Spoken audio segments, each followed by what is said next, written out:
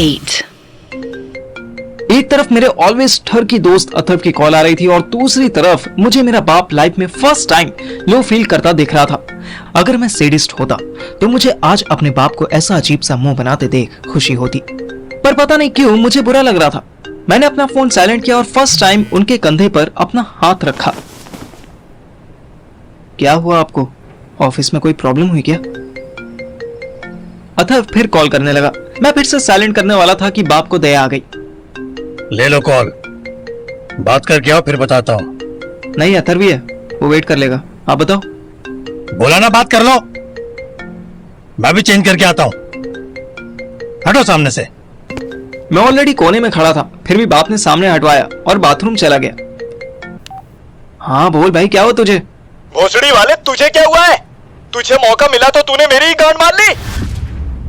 अब मैं सिचुएशन को समझने लगा। श्रेया ने पहले अथर्व को हमारी न्यूड फोटो भेजी होगी, पर उसमें मेरा फेस तो ब्लर था, इसलिए बॉडी पहचानने के लिए अथर्व ने सुहानी को भेजी होगी और सुहानी ने जलील करने के लिए मुझे भेज दी। तू जानता है ना, बंदर कितने गुलाटी मार ले पर चांद पे नहीं चढ़ सकता। अबे अपनी ये चांद बंदर लौड़े लसन वाले प्रोवर्ब्स ना अपने पास ही रख हरामी। तुझे मैंने श्रेया का ख्याल रखने के लिए छोड़ा था और तूने उसकी ही। मैं खुद से मन ही मन कह रहा था कि पार्थिव बेटा, अब डरने और एक्सप्लेन करने का टाइम नहीं था, अब फ्रंट फुट पर खेलने का मौका आ गया था। थम जा, अपने घोड़े रोक ले। श्रेया छोटी बच्ची नहीं है जिसका ख्याल रखने के लिए मेरी जरूरत पड़े, फिर ना ही तू उसका बाप है जो उसके पीछे मुझे सिक्योरिटी गार्ड बनाएगा। देख, मैं तुझसे बकचोदी में नहीं जी सकता पार्थिव, पर तू एक नंबर का हरामी है। साले तूने मेरे साथ चीटिंग की, मेरे साथ। नहीं भाई, मैंने सुहानी के साथ चीटिंग की। उससे ब्रेकअप करने के बाद मुझे अपनी हरकतें करनी चाहिए थी और मैं चाहता भी यही था, पर वो सिचुएशन ऐसी बन गई थी कि। ओह अच्छा, और ये सिचुएशन कैसे बन गई? क्या मतलब श्रेया ने जबरदस्ती तेरे कपड़े उतार दिए क्या? हाँ तेरे मतलब जिसको वो एक आंख देखना भी नहीं चाहती थी उसने तेरे कपड़े उतार दिए। एग्जैक्टली, उसने भी यही कहा था किस करने से पहले कि पार्थिव तू सिर्फ अंधेरे में हैंडसम लग सकता है, फिर भी उसने मुझे किस कर लिया। एक नहीं 10 बार किया। अरे मेरे भाई, पर तू उसे रोक तो सकता था ना। तू कह सकता था कि अथर्व को बुरा लगेगा। हाँ देखिए, नौटंकी किसी और से करियो, मुझसे नहीं। तू श्रेया से ऑलरेडी ब्रेकअप कर चुका था और कल रात ही तूने स्वीटी के साथ सुपारी खाई है, इसलिए तू तो मुझे लॉयल्टी का ज्ञान मत दे। अच्छा चल चल, मेरी छोड़। सुहानी के बारे में तूने एक बार भी सोचा हाँ कि उस बेचारी पे क्या बीतेगी? तू अपने सर पे हाथ रख भोसड़ी के और बोल कि अगर मैं झूठ बोलूं तो अभी मर जाऊं, और उसके बाद मुझे बता कि अगर उस रात जिस रात तू सुहानी के घर में उसके रूम में रुका था तब सुहानी तुझे किस कर लेती तो तू उसे रोक देता, तू अपने हार्मोन्स कंट्रोल कर लेता। अगले 2 सेकंड तक बिल्कुल सन्नाटा छा गया। अथर्व बहस कितना कर ले लेकिन मुझसे झूठ नहीं बोल सकता था। बोलना, झूठ ही बोल दे, कुछ नहीं करता। अरे यार, तुझसे तो झूठ भी नहीं बोला जाता। एग्जैक्टली, अगर सुहानी तेरे साथ ऐसा करती तो। हाँ किया था। एक बार फिर मेरे पैरों के नीचे से मार्बल फ्लोर खिसक गया। मुझे अपने कानों पर भरोसा नहीं हुआ। तूने और सुहानी ने कुछ किया था? अरे नहीं यार, ऐसे इंटेंशनली नहीं किया था। मतलब हम दोनों नींद में थे तो उसको लगा कि तू है और मुझे लगा कि श्रेया या स्वीटी या वो आयशा भाभी या फिर वो। बस कर। अभी तो बोला कि तू मुझसे झूठ नहीं बोल सकता और अब तो बोल रहा है। तुझे एग्जैक्ट पता था कि वो सुहानी है। पर सच में उसको नहीं पता था यार। वो तो यही सोच रही थी कि तू है नींद में। उसने तो कहा भी था कि तुझे बता देना चाहिए। छोड़, जो गया सो गया। यस, मैंने भी उसको यही बोला और हम भूल भी गए कि आज श्रेया ने ये फोटो भेज दी। और पता है, उस बेवकूफ लड़की ने ये सोचा कि फेस ब्लर कर देगी तो मैं तुझे पहचान ही नहीं पाऊंगा, लेकिन उसे पता ही नहीं कि तू अपनी माँ से ज्यादा तो मेरे सामने नंगा घूमा है। चौधरी ना कर साले, तूने सुहानी को कंफर्म करने के लिए फोटो भेजी होगी। अरे यार, उसकी हंसी सुनकर मुझे तसल्ली हुई। एक बार तो मुझे लगा था कि इन 2 लड़कियों की वजह से मेरा बचपन का दोस्त अब मेरे बुढ़ापे तक का दुश्मन बन जाएगा, पर यह साला अलग ही ठीठ लेवल का था। उसने अपने फ्रस्ट्रेट होने का रीजन भी बताया कि कैसे उसने रानी के साथ मौका होते हुए भी इग्नोर कर दिया। अरे हाँ भोसड़ी के, मेरे साथ यही होना चाहिए था। जो हुआ उससे मुझे इतनी प्रॉब्लम नहीं हुई जितनी तुझे देख के हुई। तुझे श्रेया जैसी लड़की ने भाव दे दिया, मतलब तुझे? बहन चोद, लंगूर तुझसे ज्यादा सुंदर दिखते हैं। मैं चौंक गया मुझे पता ही नहीं चला कि कब मेरा बाप मेरे ठीक पीछे आकर खड़ा हो गया था। अभी बाप ने कुर्ता पजामा पहना हुआ था। मैंने बिना किसी फॉर्मेलिटी के अथर्व का कॉल काट दिया।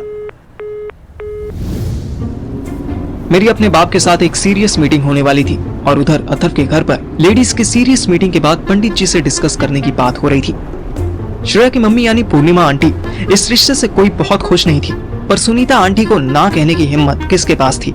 फिर उन्हें तो यही लग रहा था ना कि रिश्ता श्रेया की मर्जी से हो रहा है। श्रेया की मासी डॉक्टर श्रुति भी श्रेया की मर्जी समझकर इस रिश्ते के लिए एग्री कर चुकी थी, जबकि श्रेया की मर्जी तो कुछ और ही थी। श्रेया NH48 के सुपरफास्ट हाईवे पर स्पीड लिमिट को इग्नोर करती गुड़गांव की तरफ जा रही थी। अगर मैं इस टाइम उसकी कार में बैठा होता तो पक्का स्पीडोमीटर देखकर बेहोश हो जाता। श्रेया जान की बाजी लगाती हुई साइबर सिटी जा रही थी। पता नहीं उसके मन में क्या खुराफात चल रही थी, पर उसने मुझ पर भरोसा करते हुए मुझे अपनी लाइव लोकेशन 8 आवर्स के लिए व्हाट्सएप कर दी और बस इतना मैसेज लिखा, in case of emergency.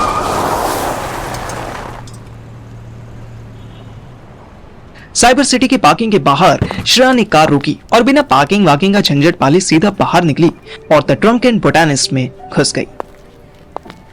Shreya के फेस पर गुस्सा और फ्रस्ट्रेशन इतनी ज्यादा थी कि वॉचमैन भी घबरा गया।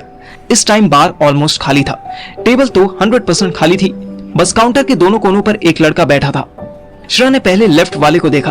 वो ब्लैक टी शर्ट में बियर पीता अपने मोबाइल में लगा हुआ था। वहीं राइट साइड वाला व्हाइट टी शर्ट में था।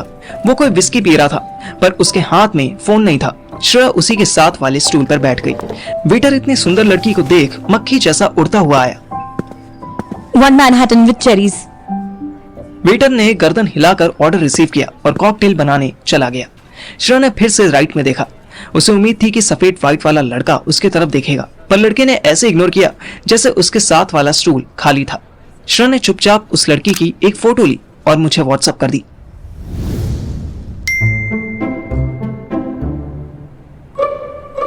उसका इन केस इन इमरजेंसी वाला मैसेज देखकर ही मेरा मन हो रहा था कि मैं अभी गुड़गांव निकल जाऊं। अब इस लड़की की फोटो देखकर तो मैं श्योर हो गया था कि ये समझदार लड़की आज कुछ चूतियापा करने वाली थी। मैंने उसको रिप्लाई भी किया कि सेमी डार्लिंग क्या हुआ तुझे, पर उसने सीन करके इग्नोर कर दिया। इधर मेरे सामने मेरा तकैत बाप बैठा था जो कोई बहुत जरूरी बात करना चाहता था। तुम्हें बड़े हो गए हो पार्थिव, तुम्हें बच्चों वाली हरकतें छोड़ देनी चाहिए। पता नहीं ये आउट ऑफ सिलेबस सजेशन बाप के पास कहां से आ गया था, पर मैं ये सुनने के लिए बिल्कुल भी रेडी नहीं था। हाँ जी, जैसा आप कहें। कहना क्या है? तुम कल से मेरे साथ ऑफिस चल रहे हो। और मैं वहां क्या करूंगा? बेवकूफ, जब मैं साथ ले जाऊंगा तो मैं ये भी बताऊंगा ना कि तुम्हें क्या करना है। मेरे ऑर्गेनिक पिताजी, मैं आपसे फिर रिक्वेस्ट करता हूं कि मुझे सीए करने दो। एटलीस्ट एक अटेम्प्ट तो करने दो। उसके बाद भी अगर मैं कुछ ना उखाड़ पाऊं तो मुझे अपने ऑफिस का चपरासी बना देना, मुझे कोई प्रॉब्लम नहीं होगी। बाप मुझे घूरने लगा। 2 मिनट का मौन धारण करने के बाद फिर सेम बात करने लगा। तुम्हें अब बचपना छोड़ देना चाहिए। घर की जिम्मेदारी तुम्हारे कंधों पर आ सकती है। मुझे डाउट था, इसलिए मैं आज ही शोल्डर मार कर आया हूं जिम में। आप टेंशन मत। डायलॉग पूरा होने से पहले ही बाप ने कान पर एक थप्पड़ चिपका दिया।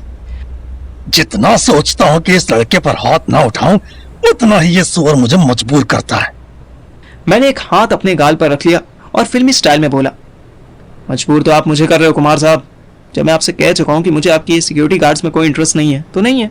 मैं आपकी तरह अपनी पूरी लाइफ ऐसे फ्रस्ट्रेट होकर नहीं बिताना चाहता। मैं अचानक मर जाऊं तब भी नहीं। एक ही दिन में तीसरी बार मेरे पैरों के नीचे से जमीन खिसक रही थी। हमेशा ईगो दिखाने वाला मेरा बाप आज सिंपैथी लेने की कोशिश कर रहा था। आप ऐसा क्यों कह रहे हो? कोई प्रॉब्लम है क्या? आज मैं ऑफिस नहीं गया था। फिर कहाँ गए थे? मुझे बहुत दिनों से डाउट था कि मेरा बाप कहीं किसी औरत के चक्कर में तो नहीं था। हॉस्पिटल गया था। हाँ, फिर मुझे अचानक डर लगने लगा कि मेरा बाप कहीं एड्स या कैंसर का नाम ना ले ले। मुझे एक्यूट ल्यूकीमिया है। Oh thank God. मुझे लगा कि कैंसर वैंसर तो नहीं हो गया आपको। आप टेंशन मत लो, ये जो भी डिसीज है हम इसका ट्रीटमेंट करवा लेंगे।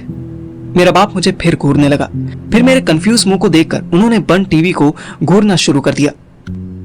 सीधी भाषा में इसे ब्लड कैंसर कहते हैं, स्टेज 2।